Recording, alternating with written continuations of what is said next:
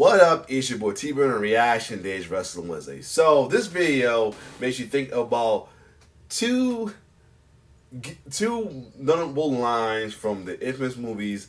Both infamous movies are Back to the Future and Back to the Future 2. One could be, Hey, I've seen this one. This is a classic. Or something very familiar about all this. well, this video will have you think of those two lines as we take a look at 10 successful gimmicks you forgot WWE tried for what culture. There's times that WWE, there's been a carbon copy of a gimmick as well too, where it was unintentionally or somewhat intentionally to even very intentionally. So without further ado, we're gonna take a look at the 10 gimmicks that were tried again, whether not time until they fail or there's time that it actually was successful. So anyway, without further ado, let's get it. Pro wrestling gimmicks. They're fun, right? He had to remind me of that ridiculous gimmick they had with Nettie farting. Oh my god, Red Rooster and Mantar, yeah. Oh my god, but still. You just had to remind me about that farting gimmick. Jesus Christ, why? Most of the time. Sometimes Why? the motion gets things so wrong it derails your entire career. WWE sometimes do get steadfast on these concepts when they go, well, it worked way back then, there's been a long period between them, so why don't we try it again? They're basically Britney Spearsing it. So do you want to see 10 gimmicks that WWE did indeed do this with that you've now forgotten? My name is Simon Miller. We're going to do exactly that. Number 10, the female superhero. Nikki Ash, of course, was inspired by the Hurricane. Today, in this day and age, if you are going to be a superhero in the world of pro wrestling, there has to be some connection to Shane Helms. He just did that character way too well. What we don't shout about enough, though, is his sidekick, who, of course, is none other than Molly Holly. Mighty Molly was just perfect at this role, though, especially because look at her comrades at the time. She had Hardcore Holly and she had Crash Holly, and they had very unique personalities, so she needed one too, and she found it in the superhero. Fast forward to 2021, and Nikki Cross felt the same, which is when she went to Vince McMahon and said, hey, I've got this great idea. Let's change my name to Nikki Ash. And the ASH would stand for Almost a Superhero. And it is a wonderful idea behind this gimmick too. The whole point was to inspire the younger generation of wrestlers or the younger generation of whoever to say, believe in yourself and you can do whatever the flub you want to do. So I suppose she was a more cartoony version of John Cena, although at times he can be a cartoon. And this did start off well because Nikki became the women's champion. When, of course, given the time frame, it was like 2021. Yeah. Well, the Vince McMahon curse struck. And because she didn't get over in 3 weeks, eventually we just forgot about it. By 2022, Nikki Ash had gone back to Nikki Cross, and dare I say it, it was just a missed opportunity. Once again, go back to the likes of Hurricane Helms and Molly Holly. We could have done way more with this, and V didn't. Number 9, the Mad Max team. In late 2014, Connor and Victor, or the Ascension, were basically seen as the new Road. I see what you mean, like the Road Warriors and all that, Warriors. I mean, literally, when they came to the ring, people would go, wow, I think they really like the Legion of Doom. It worked really well. Yeah, I feel like they could have kept what they had going on in NXT, but this is around time when Vince was just did not have no respect and give no fucks about NXT, man. He just had no remorse for NXT, unless you was his type, pretty much.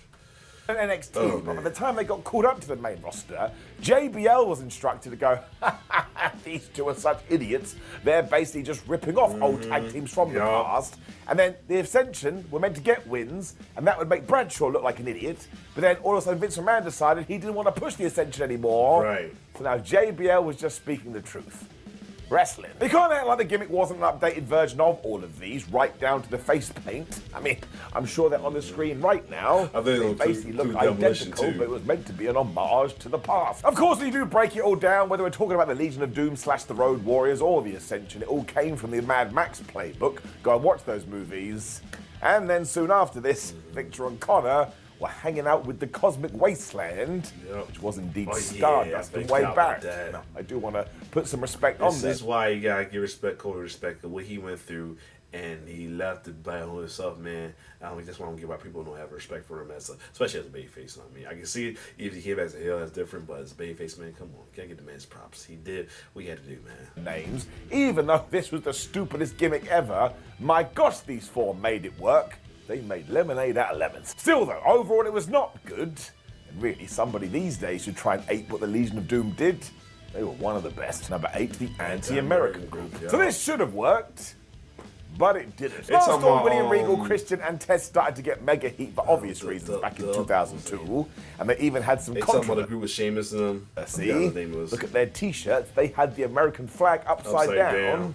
Well, you just don't do that. When it kicked off in June as well, I think a lot of people were like, oh my gosh, this will take off and be a huge success.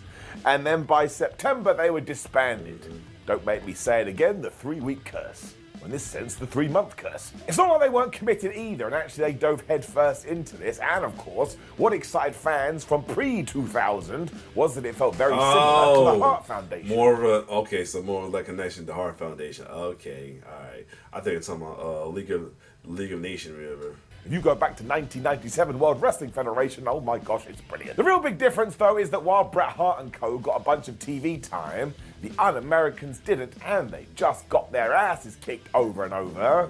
So eventually we're like, I don't need to be scared of you. You suck. Now eventually the Un-Americans did win the tag team titles, but again, go watch this era of WWE and you tell me if those belts mean anything. I don't think they do. I really do think the concept was to take off where the Hearts had left off, but once again, 2002 was just an absolute roller coaster for the WWE. Nobody knew what they were doing, so we threw everything at the wall and just hoped that it sticked.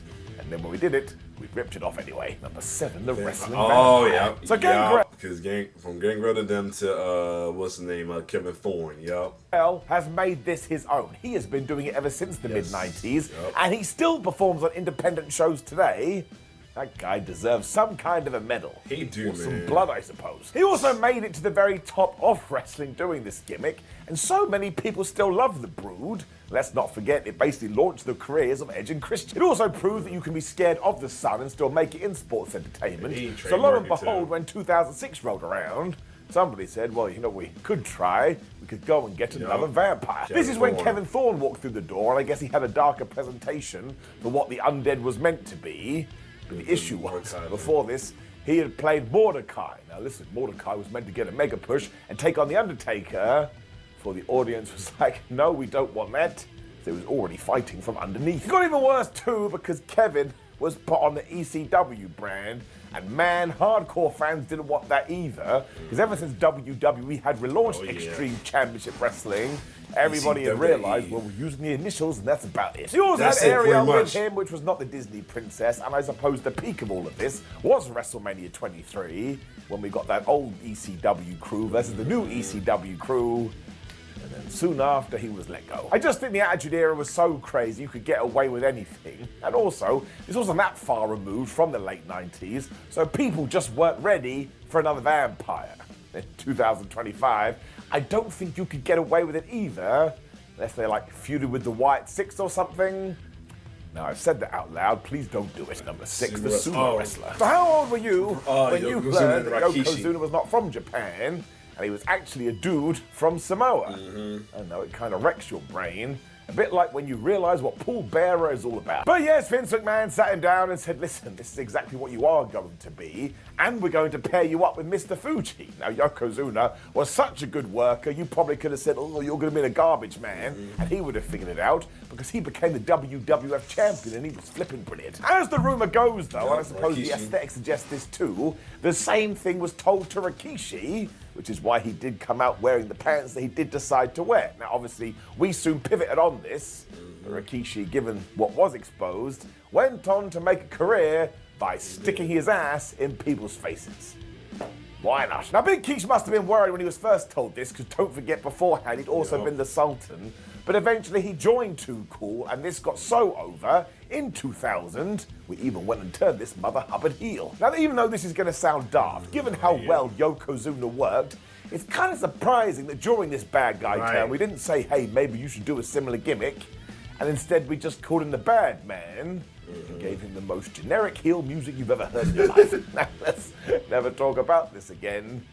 My gosh, it did not work. Number 5, the Masked Patriot. Yeah. Now, Bruce Pritchard has talked about this on his Something to Wrestle podcast, and apparently Vince McMahon was never a fan of the masked babyface, which begs the question why he introduced the Patriot in 1997. But as you can see right now, he was exactly this, and even came out waving an American flag, and he saluted everyone. And it had the theme before Kurt Angle did. He had Kurt Angle's theme. Yep. Not joking. He used Old Glory to wave in Bret Hart's face as well, and that goes back to what we were talking about earlier. We quite literally did America versus Canada here. Bret Hart hated America. It was really weird though, because do not forget around the same time, Bret was feuding with Stone Cold Steve Austin, who was a much more real character, although if we do jump forward a few years, have a guess what Hulk Hogan was doing? Exactly this, but it was way more on the nose, and he was quite literally calling himself Mr. America. The story was totally insane as well, as Vince McMahon knew that it was Hulk beneath the mask, but we were all supposed to pretend that we didn't know, even though we did know, and Hulk Hogan would also be like, of course it's me, but I'm not going to admit it. Now, you really couldn't suspend your disbelief with this at all. I mean, you could even see Hulk Hogan's weird hair. But yes, when you did sit down and you had watched these two characters... Kind of like the same shit we're going on right now with El Americano Grande. Yup. See where the inspiration came from. Number 4, the intellectual side. Oh, so we go back to the genius with this the genius David Sandow, yup. one, and that's right. He was the manager of the Beverly Brothers, as well as some other teams. And also in real life, was the brother of the Macho Man Randy Savage. We are talking about Lanny Poffo. Now, he was also a wrestler, so he would get involved in some matches here and there. But mostly, he did pick teams that lost a lot. All things considered, he can't have been that smart. He also wore lots of robes, which I suppose is where the connection came from, because in 2012, who turned up in NXT? It was Damien Sandow. He quite literally called himself the intellectual savior of the masses. Because of that, he all thought we were stupid heads, and this really did get over on the main roster, because of course, he went on to become Mr. Money in the Bank. Unfortunately, he's also a footnote in history, as he then put that on the line, and he lost the first guy to do so. Damien would then go on to reinvent himself as the Miz's stunt double, which was super entertaining. And then WWE never let those two have a proper match. And after that, he was let go. Right. Wonders never cease. The thing is, though, the original gimmick did not need updating. And this is the kind of character that could work right now, especially in a modern NXT, if you could find the guy or the girl. Well, the closest with thing the I right was, his face right now is Chase U in the way, but not like as like how they do it though, so I can't think of anybody can do it, but they might could do it. Get this across, I think they really could piss everybody off. So once again, what's old can become new again. We've already talked about this. So if anybody would like my terrible ideas, I think we need a new intellectual savior right now. Number 3, the $1 Million Man. Ted DiBiase pulled the winning ticket when he became the $1 Million Man in the 80s, because Vince McMahon was so desperate for fans to think all of this was real. He was able to live the life of luxury even away from the ring. Sounds pretty damn good. He soon became despised, especially after he tried to buy the WWF title. And because on-screen President Jack Tunney said, "You're not allowed to purchase belts, you idiot," Ted DiBiase was like, "Fine, I'll make my own." Which is when he introduced the $1 Million belt. Yep. All of this eventually ties into 2010, because who turned up in the WWE? It was Ted DiBiase Jr., and for a while, ta-da! That championship was back. Now, fair play to the younger DiBiase, because he tried so hard to make this. He tried to get Truth be his virtual. And Truth said, "Truth don't play that." Work, and he acted rich all the time. But 1, fans weren't willing to accept it, and 2, well, it just wasn't the right concept for the time. Right. It was not the right concept for this guy. By 2011, we had turned Ted babyface to see if that was going to work instead. And once again, it just didn't. And he fell foul to the same fate, and he got released too. It was so long ago now, I don't think many fans remember this, which is why we should try this again. And we sort of did it with Baron Corbin when he became Reed, kind of. But that was part of a bigger storyline. There's probably somebody I'm not even thinking of right now. But somebody coming in and going, "Ha ha ha," quite literally with the laugh, "I've got more money than you." Well, that will always work. For obvious reasons. Number 2, the perfect mentor. So this one is mostly about Mr. Perfect, because not only was he absolutely brilliant in the ring, but when he became people's pseudo-managers, Well, he was great at that too. He really did get into this early as well, because in 1996 he was managing Hunter Hearst Helmsley of all people. For a quick second. Also, don't forget the 1992 Royal Rumble when he was best friends with Ric Flair. Honestly, it's one of the best things you'll ever see in your life. Soon after all of this, Perfect did go to WCW though, but not before telling Triple H, "You should screw over Mark Merrow." When we jump to 2002, and every single name I just threw at you does come together, because Evolution was born, and Ric Flair was basically managing none other than Triple H. When you do go and watch it now as well, you can just see the formula, and there is just something about the head guy also being a wrestler and telling you advice on how to win titles that just works. Once again, we could do it again. The only name I can come up with right now is Randy Orton. Don't forget, we basically did that with Legacy, but that's before Randy became a proper veteran, whereas now he sits atop of that tree. You could even do it with somebody like CM Punk. I think that would be gravy. The ultimate benefit is that the wrestler is just below you all of a sudden gets your star power, so even if they are already a star like Triple H was, well, by the end of it, man, you are just absolutely kicking ass. Number one, the bad boy. John Cena. Obviously, nobody is ever going to top this, because he took this gimmick, went on to become the biggest star in wrestling for around about 2 decades. WWE was so happy with this, though, that in 2009, they tried again. And do you know what they called the poor so-and-so that had to be a rapper in wrestling? Slam Master J. So on day one, he was totally boned. Now, this was Ray Gordy, so he did have wrestling legacy in his veins. And yes, the whole persona was meant to be a joke, that did not make its way to the audience, and they were just like, "Why are you such a loser? We absolutely hate you." It got so bad we had to drop the gimmick entirely. By that point, though, it was too little too late, which I talked about in the intro, and in 2010 he was let go, and that just seems totally unfair. You would basically ask him to copy John Cena, comedy or not. It was also during the PG era of WWE. Yeah, of course. So this guy, once again, was just a walking cartoon, and his name was Slam Master J. I mean, you would have been better off abbreviating this and calling him the SMJ. But I could be that because my middle name is Jeremy. Maybe I just got the letters screwed up. I don't know what we're talking about. Now, of course, there's going to be a bunch of other gimmicks that WWE did try for a round 2 and that didn't necessarily go so well. So drop me a comment below before you click the video on the screen, like the video, share the video. Yeah, so yeah, this was, alright, so there it is, though. Some gimmicks that was like redone as well too. There was a good amount of them they had on there that me like, oh, I remember this as well too. But yeah, other than that, a good amount of it was successful. Some bomb, so the majority of them bomb, unfortunately. But other than that, only ones I said that was successful was well, Nikki, of course, for a while because she won a tag title. Rikishi because he's they look like that. Daniel says I said that in a way because Daniel's fans love Evolution. But yeah, other than that, if you like my reaction, like, share, subscribe to the channel. It's your boy T-Bird signing off. One love.